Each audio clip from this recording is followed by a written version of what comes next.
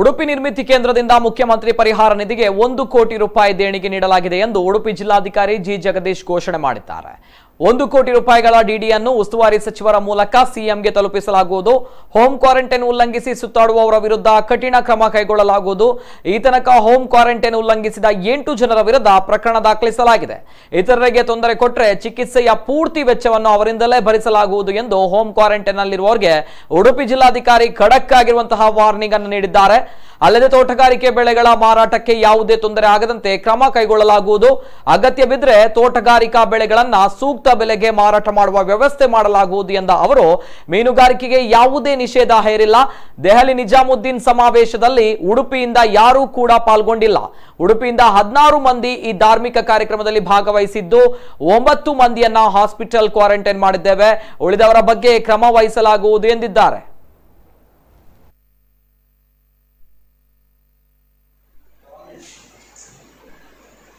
ಆಶಯದೊಂದಿಗೆ ನಾವು ಇವತ್ತು ನಿಮ್ಮ ಮುಂದೆ ಬಂದು ಇಂಥ ಸಂದರ್ಭದಲ್ಲಿ ಎಲ್ಲರೂ ಸಹ ಕೈ ಜೋಡಿಸಬೇಕು. ಹಾಗಾಗಿ ನಾವೇ ಸ್ವತಃ ಮುಂದೆ ಬಂದು ನಾವಿಂದು ಒಂದು ಕೊಡುಗೆ ಕೊಟ್ಟರೆ ಅದು ಸಾರ್ವಜನಿಕರಿಗೆ ಮತ್ತು ಇತರೆ ಸಂಘ ಸಂಸ್ಥೆಗಳಿಗೆ, ಸರ್ಕಾರದ ಸಂಸ್ಥೆಗಳಿಗೆ, ಸರ್ಕಾರೇತರ ಸಂಸ್ಥೆಗಳಿಗೆ ಇವೆಲ್ಲವಕ್ಕೂ ಸಹ ಮಾದರಿ ಆಗ್ತದೆ ಅನ್ನೋ ಉದ್ದೇಶದಿಂದ ನಾವು ಇವತ್ತು ನಿರ್ಮಿತಿ ಕೇಂದ್ರದ ಲಾಭಾಂಶದಲ್ಲಿ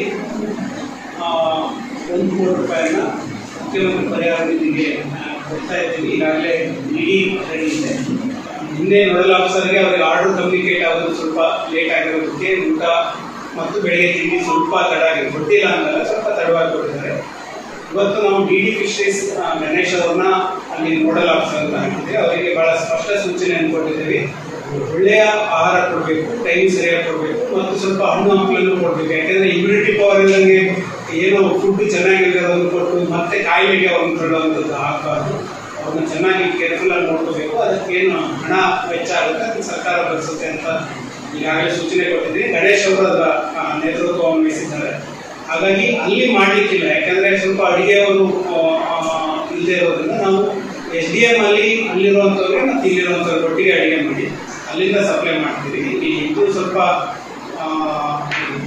ನೋಡಲ್ ಆಫೀಸರ್ ಕಮ್ಯುನಿಕೇಶನ್ ಗ್ಯಾಪ್ ಆಗೋದಕ್ಕೆ ಸ್ವಲ್ಪ ಡಿಲೇ ಆಗಿದೆ.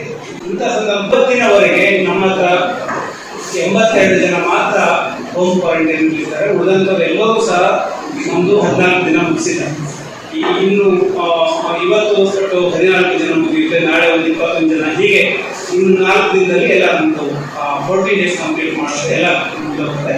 ಆದರೆ ಎಲ್ಲರ ಮೇಲೂ ಸಹ ಇನ್ನು 14 ದಿನ ನಾವು ನಿಗಾ ಇಟ್ಟಿರ್ತೀವಿ. ಅವ್ರಿಗೆ ಏನಾದರೂ ಹೆಲ್ತ್ ಪ್ರಾಬ್ಲಮ್ ಇದ್ರೆ ಅವ್ರ ಮನೆಯವ್ರ ಜೊತೆ ಬೆರೀಬಹುದು.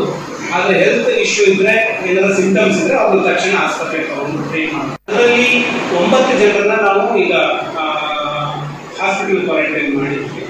ಎಲ್ಲರೂ ಸಂಪರ್ಕ ಸಿಕ್ಕಿದ್ದಾರೆ, ಆದರೆ ಬೇರೆ ಬೇರೆ ಊರಲ್ಲಿದ್ದಾರೆ. ಅಲ್ಲಿ ಆಡಳಿತ ತಿಳಿಸ್ಬೇಕಂತ ನಾವು ಸರ್ಕಾರದಲ್ಲಿ